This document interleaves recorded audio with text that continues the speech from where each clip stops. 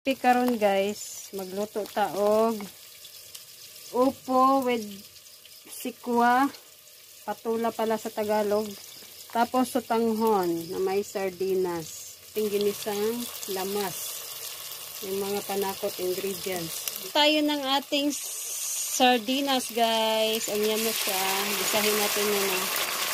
Mixing muna. Ilalagay na natin siya. Mixing ulit.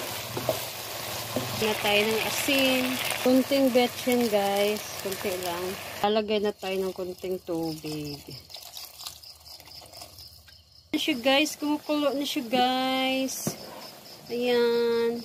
Natin ang ating sotanghon.